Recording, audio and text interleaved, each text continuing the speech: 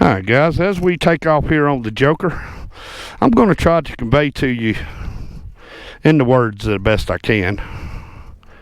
What is it and what is the feeling that comes along with these kind of choppers?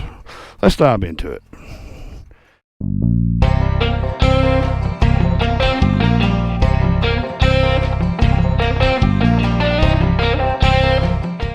Alright guys, welcome back to this episode of Rolling with T-Bone.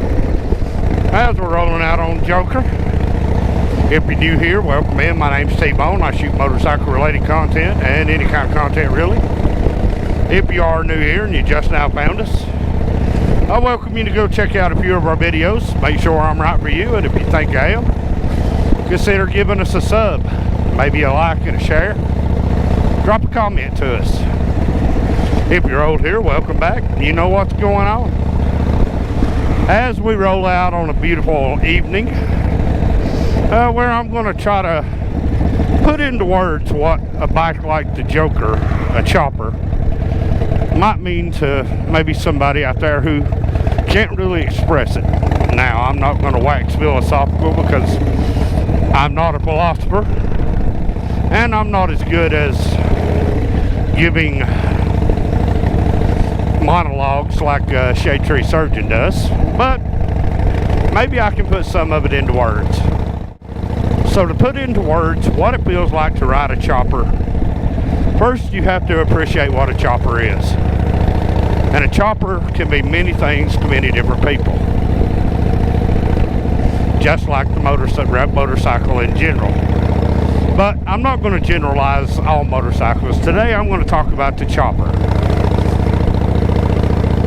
To understand the chopper and how it makes someone feel to ride it, you first have to understand what the statement is that a chopper is trying to make. Every chopper, just like every motorcycle, has its own identity, its own personality, its own quirks. And what is it specifically your bike is trying to say? Well, a lot of times what the bike's trying to say is reflected in the owner. That, you know what, I don't like convention. I don't like going with the grain. I like going against it. You know, I don't like trying to fit into what modern society considers a successful person to be, or what someone should be in general. And then you have to think about the first sight, the first look, the first time you ever saw a chopper. Not a motorcycle, but a chopper. For the guys coming back from World War II, it was when they started chopping their own motorcycles that they brought back from the war with them. They started taking off all the parts that they didn't need, didn't have a particular function, and they stripped them down, bobbed them and chopped them. And over the years, we've seen the chopper take many different forms. So I'm not even going to talk to you about the broad spectrum of the chopper. I'm going to talk to you just basically about these choppers, like I'm riding, the Pro Street chopper. Now, certainly it stands totally different from its counterpart, which would be the long extended front end, wide rear tire, big tall stance. The Pro Street's more low slung, a little closer to the ground, has a little more aggressive bulldog stance to it.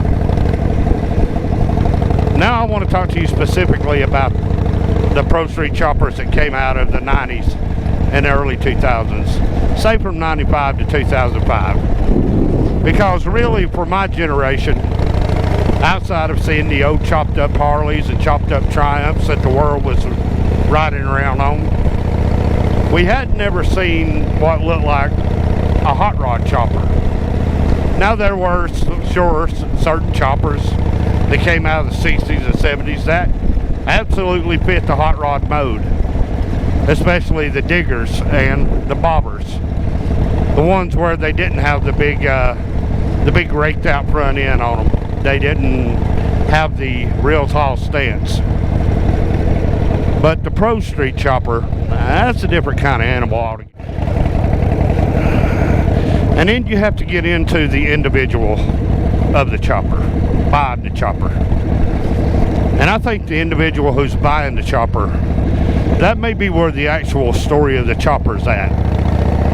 You know, I know when the Pro Street choppers come out, the old school biker really didn't care much for these bikes. Because one, they were really expensive. And two, they seemed to not fit any pattern that was known in the chopper world at the time. But these bikes, just like their predecessors from the 60s and 70s, have become classics, American classics.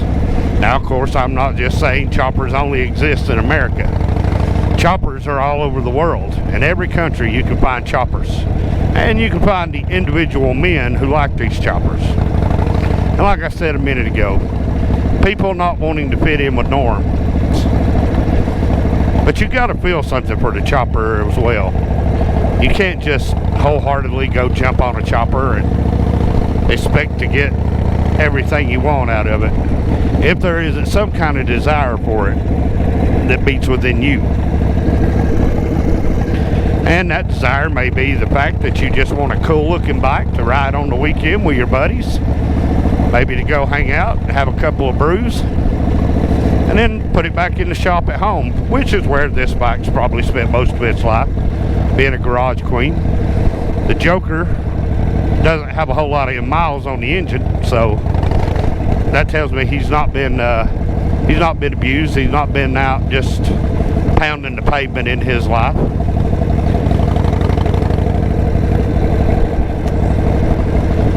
But the individual himself has to understand what this bike represents. Now for me, this bike, the first time I ever saw anything like this bike right here was I was on vacation in Gatlinburg, Tennessee. And my cousin had a satellite dish, and she had a channel on there called the Speed Channel. Of course, I had satellite, but I didn't know what the Speed Channel was. And if you remember the old Speed Channel from the late 90s, early 2000s on the satellite, well, you got your fix of the American chopper scene. But of course, it was all about the new choppers, the Pro Street. Guys like Big Dog Choppers, Vengeance Choppers out of California. Oh, that's a pothole. They were leading the way in engineering. They were leading the way in designing and building these choppers. So I saw my first custom chopper there. Now, of course, I had seen Jesse James's choppers in 99, 2000. But this type of chopper right here, I really had never seen it until I started watching a show on the Speed Channel called American Thunder. And I found that show recently on YouTube, and man, it brought back some memories of what it was about these bikes that I really enjoyed. Now, of course, back in that time, you had to have $25,000, $30,000 to start the conversation about owning one of these motorcycles.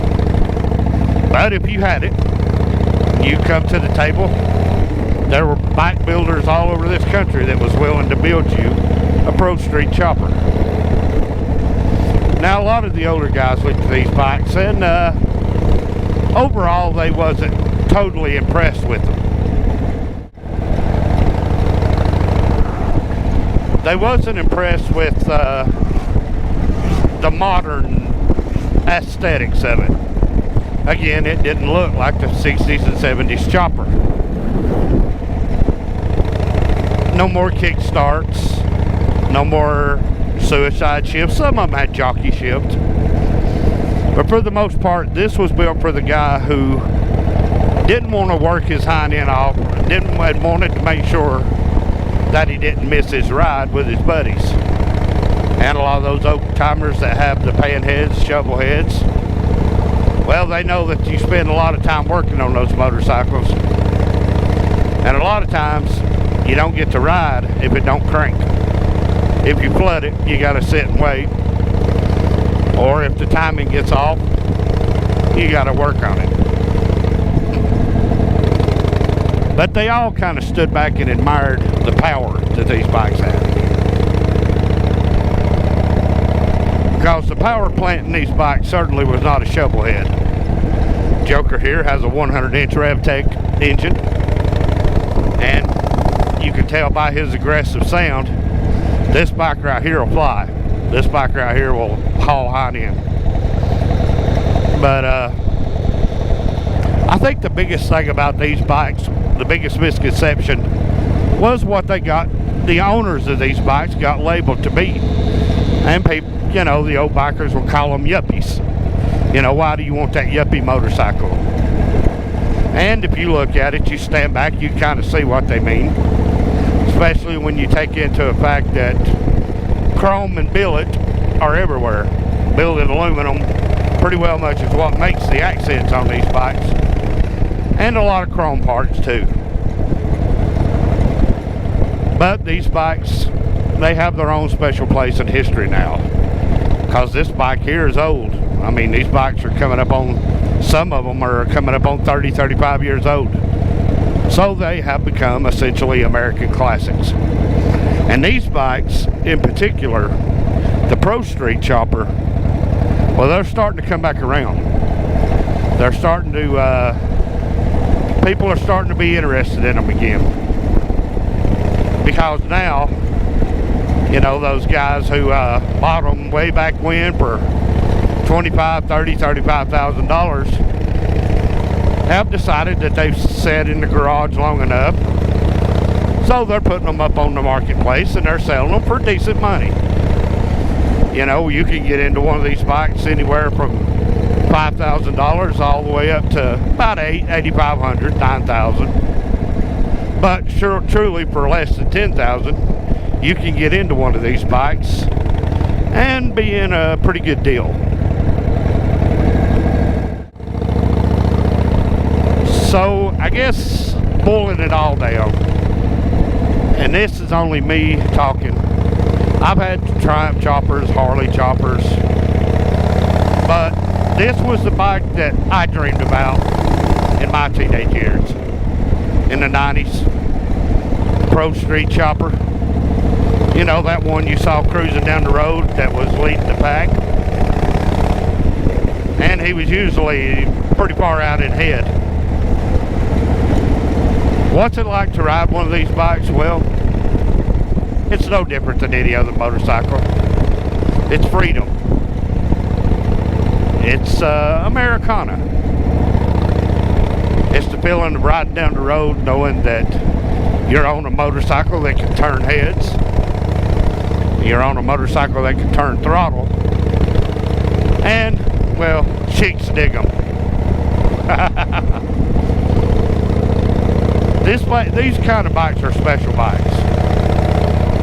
They're not going to appeal to everyone. They're not going to appeal to the old school chopper rider because he sees something that's not from his childhood. And every generation is going to have those kind of bikes. For the newer generation, it'll be the Dynas. My generation, it was the Pro Street Choppers. The generation before, it was Easy Rider and Billy. Choppers are always going to have their place. Sure, they go up, they go down. Popularity of them goes up, goes down. But they'll always have their place. Because they're in America's hearts. They're as Americana as anything else. So what does this bike mean to me personally? Well, it means several things.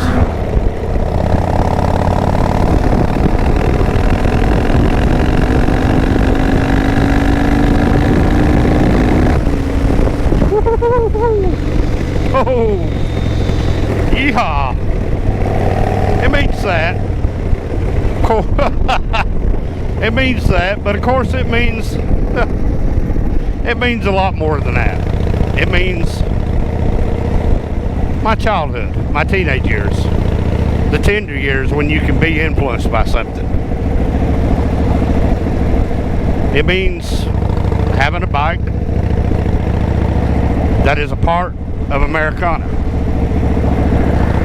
it means having a chopper, so more doors open. But really, it's kind of like that old saying goes, if we have to explain it, can you really understand it? I try to think back about the cowboys riding across the plains on their horses, or the pirates setting sail on the ocean on their ships. The horse was their means of escape.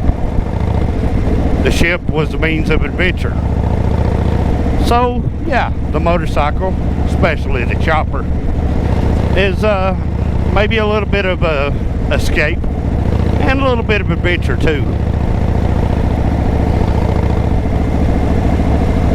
But to understand what these bikes really are, all I can say, guys, is you gotta ride one. You gotta own one. You know, looking back, thinking back on them days, I never dreamed I'd owned one of these choppers, Pro Street choppers. Never dreamed that I'd own one in a million years, because as I got older, of course, the reality of them kind of changed. Especially once you started seeing them on a regular, and you would listen to the guys riding them talk about, man, it's great for 50 miles, but, or it's great to bar hop with, but I wouldn't want to ride it 250 miles, 300 miles. But they open doors. They make you part of the conversation.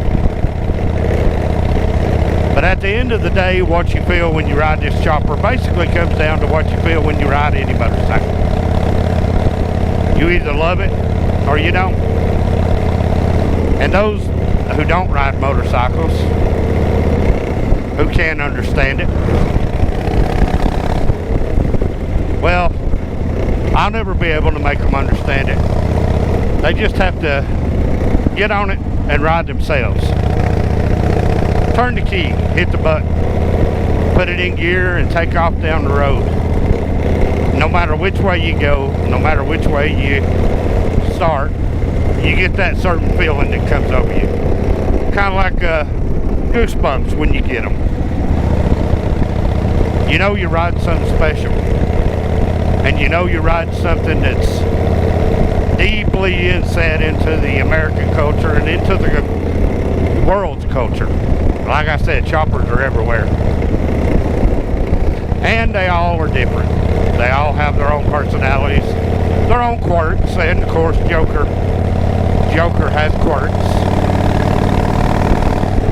But when I perk that throttle and I listen to them pipes sing, the quirks and the few things that Joker has going against him really don't add up to much.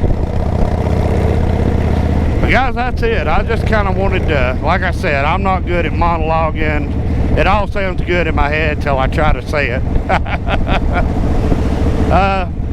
And this won't be a regular Monday episode. I might even try to get this episode uploaded and out today. But thank y'all for coming along for a ride with me on Joker.